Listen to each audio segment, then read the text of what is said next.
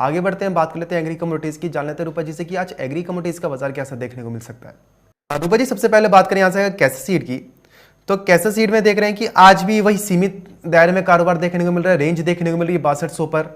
आपको क्या लगता है, क्या कैसे सीड में अभी इसी रेंज में कारोबार देखने को मिलता रहेगा या फिर निचले स्तर पर सीमित दायरा देखने को मिलेगा? देखिए, अब करेक्शन के बाद अब थोड़ा सा पॉजिटिव मोमेंटम आता हुआ दिखाई दे रहा है और जी। उस वजह से थोड़ा सा पॉजिटिवनेस बन सकती है और जो लेवल है वो ऊपर जा सकता है। 6400 तक मैक्सिमम अपसाइड एक बार देखने को मिल सकता है, जैसे हमने पहले भी देखा था कि 6400 के आसपास बाजार घूमता हुआ दिखाई दे रहा था। तो वहीं 6400 का स्तर अभी भी इंटैक्ट है कि वहां तक मैक्सिमम ये नीचे से रिकवरी के दौरान बाजार जा सकता है। जी, यही से रूपा जी बात करें अगर बिनौला खल की, तो बिनौला खल में हमने कल को 2800 के ऊपर ट्रेड होते हुए देखा था। आज देख रहे हैं कि 2800 के ऊपर ही ट्रेड करता नजर आ रहा है। आज 2800 के ऊपर सस्टेन होकर चल रहा है। आपको क्या लगता है, क्या जैसे कि कल को हफ्ते का आखिरी कारोबारी दिन है, तो क्या कल को 2900 के लेवल्स देखने को मिल जाएंगे या फिर आने वाले कारोबारी सप्ताह में 2900 के लेवल्स अचीव होते नजर आ सकते हैं अगर इस कारोबारी सप्ताह 2800 के ऊपर की क्लोजिंग देखने को मिल जाती है तो? देखिए, बिल्कुल टेक्निकली और फंडामेंटली दोनों ही स्तरों पर जो है जी। बिनौला खल में तेजी का ही रुझान है और अभी भी मोमेंटम पॉजिटिव ही बना हुआ है और बाजार जो है वो अपसाइड में ही जा सकता है और डेफिनेटली एक्सपेक्टेड है कि 2900 का स्तर जो है वो हो सकता है आपको इसी वीक में भी देखने को मिले, क्योंकि अभी अगर आज यहाँ से बाजार तेजी पकड़ता है तो वो स्तर कल तक भी आने संभव है, क्योंकि कल हफ्ते का आखिरी कारोबारी दिन होगा और कल भी पॉजिटिव मोमेंटम बनता हुआ दिखाई दे सकता है। लेकिन फिलहाल के लिए 2900 से 3000 का टारगेट आपको आने वाले हो सकता है कि 10 से 15 दिनों में देखने को मिले। जी, आइए बात करें अगर मसालों की, तो मसालों में देख रहे हैं कि धनिया का जनवरी वायदा 8600 पर ट्रेड करता नजर आ रहा है। रूपा जी, कल को हमने मसालों में धनिया को 9000 के ऊपर ट्रेड करते देखा था, लेकिन वहां पे कल भी सस्टेनेबिलिटी नहीं देखने को मिली और 400 पॉइंट टूटता नजर आया है। रूपा जी, इसको क्या माना जाए, क्या कीमतें तेज होने के बावजूद भी एक सीमित दायरे में देखने को मिलेंगी या फिर यहां से एक ब्रेकआउट लेवल भी रहेगा? देखिए, धनिये में अखिलेश अभी थोड़ा सा करेक्शन आया है, क्योंकि लगातार तेजी बनती हुई देखी थी और वहां से जी। बाजार थोड़ा सा लुढ़के हैं और अभी भी बाजार देखिए 8500 के ऊपर है और जनवरी वायदा की हम यहाँ बात करेंगे तो जनवरी वायदा अभी पॉजिटिव जाता हुआ दिखाई दे सकता है और आगे तेजी बन सकती है। मुझे लगता है कि जो धनिया का जनवरी वायदा है वो ऊपर में 8800 के ऊपर अगर सस्टेन कर जाता है तो आपको 9200 तक ऊपर जाता हुआ दिखाई दे सकता है। जी, ये सुरपा जी देख रहे हैं कि जीरे में भी कल के मुकाबले आज कुछ हल्की सी करेक्शन है। कल को हमने जीरे को 16300 के ऊपर जाते देखा था, आज देख रहे हैं कि 16100 के लेवल्स पर ट्रेड करता नजर आ रहा है। रूपा जी, सुनने में भी आया है कि जीरे के जो एक्सपोर्ट्स हैं उनमें थोड़ी गिरावट देखने को मिली है। हालांकि जो एक्सपोर्टर्स हैं वो बता रहे हैं कि अब दिसंबर के अंत तक यानी कि जनवरी 2022 से जीरे की जो निर्यात मांग है वो थोड़ी पिक होनी शुरू हो जाएगी, पिकअप होना शुरू हो जाएगी। ऐसे में आपको क्या लगता है, जीरे में अभी हाल फिलहाल में क्या लेवल्स रहेंगे और आगे क्या लेवल्स देखने को मिल सकते हैं? देखिए, जीरा 16000 के ऊपर अगर सस्टेन करता है अखिलेश तभी तेजी की तरफ है, लेकिन हमने इसको पहले भी देखा है कि 16000 के ऊपर जाता है और वह सस्टेनेबिलिटी नहीं आती। 16500 तक मैक्सिमम इसका अपसाइड है, वहां से वापस से करेक्शन की तरफ मार्केट जाता हुआ दिखाई देता है। तो अभी भी फिलहाल वही रेंज है, इसमें कोई बहुत ज्यादा मोमेंटम है नहीं, एक्सपेक्टेड नहीं है। अभी जैसे 16000 के ऊपर हम देख रहे हैं जनवरी वायदा, तो मान के चलिए कि 16500 तक की तेजी मैक्सिमम इसके अंदर अभी फिलहाल में देखने को मिल सकती है। जी, ये सर जी बात करें अगर हल्दी की, तो हल्दी में देख रहे हैं कि हमने 7600 के ऊपर ट्रेड होते हुए देखी है हल्दी का दिसंबर वायदा। बात करें अप्रैल 2022 के वायदे की, तो ये देख रहे हैं 8900 के ऊपर ट्रेड करता नजर आ रहा है। रूबा जी, खबरें हैं कि हल्दी की जो पुराना स्टॉक है उसकी पूछ परख कम हो रही है, उसकी खरीदारी कम हो रही है और जो क्रॉप डैमेज हुई है दक्षिण भारत में भारी बारिश है उसका आंकड़ा लगभग 40 से 50% का निकल कर आ रहा है। लेकिन कैरी ओवर स्टॉक भी ज़्यादा है और प्रोडक्शन भी ठीक ठाक बताया जा रहा है जो नहीं क्रॉप आएगी और एक्सपोर्ट डिमांड है नहीं। तो ऐसे में आपको क्या लगता है, क्या हल्दी में एक रेंज देखने को मिलती रहेगी और क्या ऐसी उठापटक माहौल जारी रहेगा?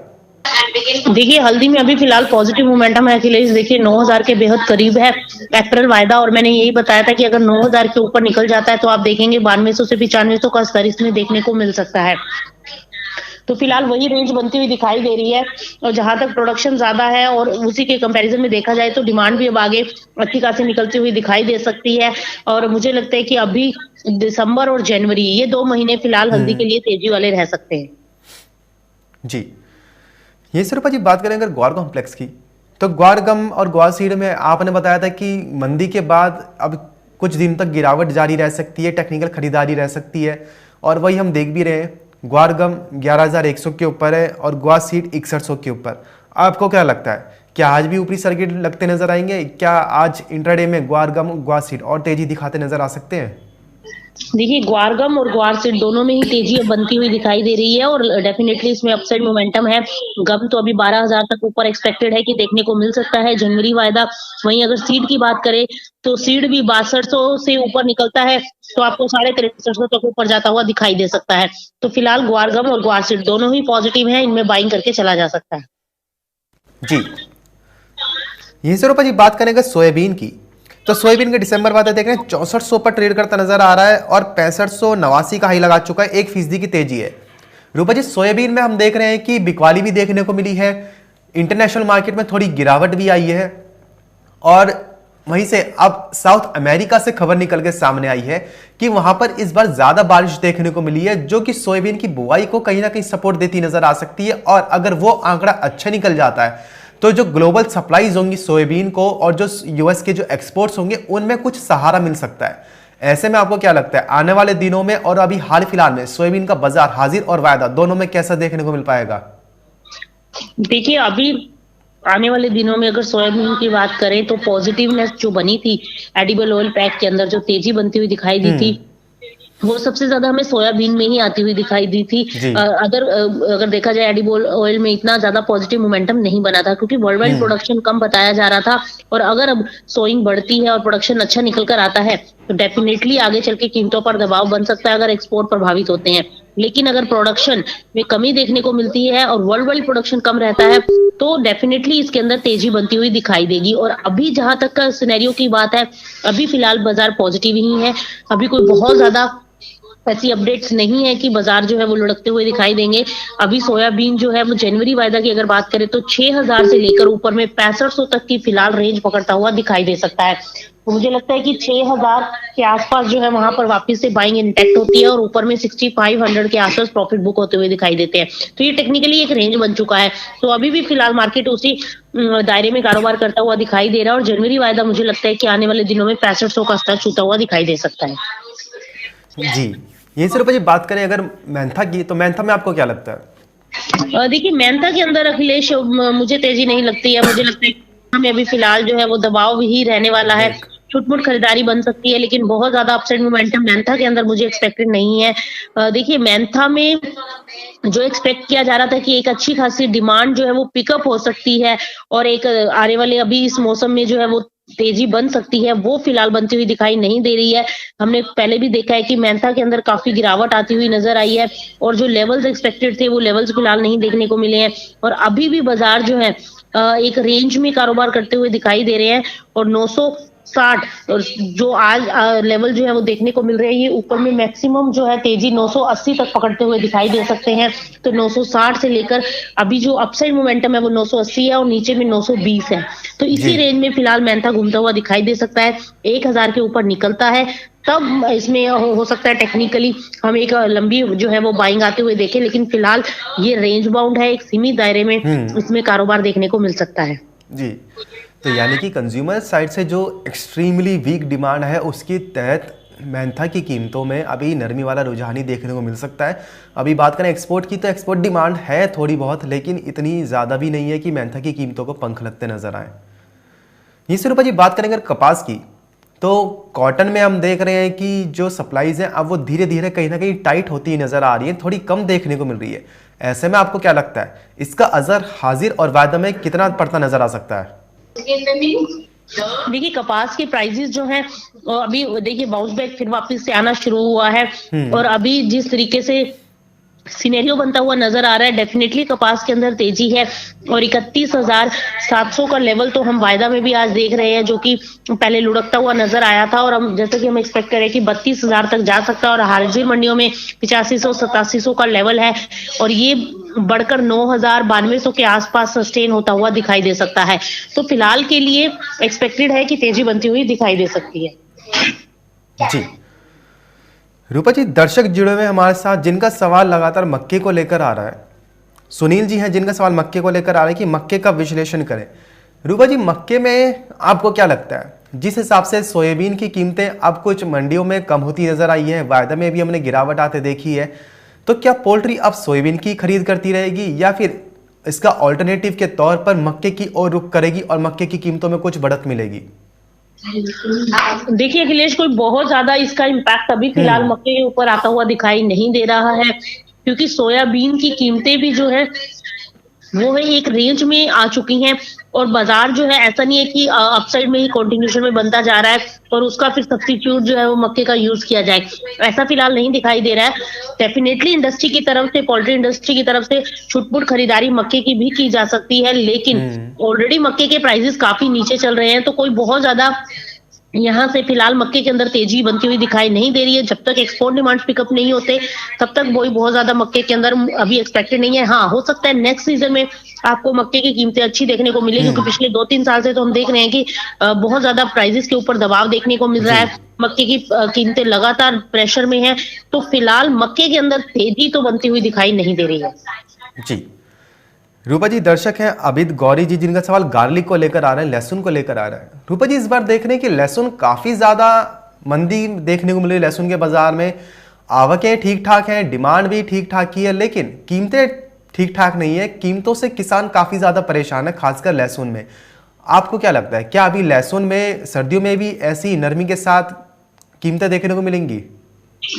देखिए अभी अखिलेश, लहसुन के अंदर भी जो है, जो विंटर सीजन की एक डिमांड एक्सपेक्टेड थी कि देखने को मिल सकती है और प्राइसेस के अंदर बूस्टअप आ सकता है, वो फिलहाल अभी आता हुआ दिखाई नहीं दे रहा है। और अभी देखा जाए तो लहसुन और प्याज दोनों के ही भाव कम है, और जिससे फार्मर्स को भी नुकसान होता हुआ दिखाई दे रहा है। और अब अभी भी प्राइसेस जो है वो दबाव में रह सकते हैं, कोई बहुत ज्यादा फिलहाल तेजी बनती हुई दिखाई नहीं दे रही है।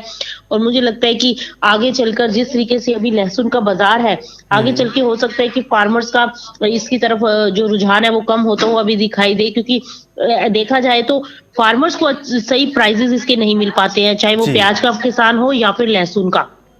उनको अपनी कॉस्ट निकालना भी कई बार मुश्किल हो जाता है। तो मुझे ऐसे में लगता है कि अभी फिलहाल देखिए, कीमतों की जहां तक बात है तो फिलहाल कोई बहुत ज्यादा पॉजिटिव मोमेंटम एक्सपेक्टेड नहीं है। विंटर सीजन की एक डिमांड अगर पिकअप होती है तो छुटपुट तेजी बन सकती है, लेकिन फिलहाल लंबी तेजी लहसुन के अंदर आती हुई दिखाई नहीं दे रही है। आगे चलकर भी मुझे लगता है कि कीमतें जो है वो दबाव में ही रहेंगी। मतलब दबाव इतना भी नहीं है कि बाजार बहुत ज्यादा लुढ़कते हुए दिखाई देंगे, लेकिन हाँ, तेजी लिमिटेड है।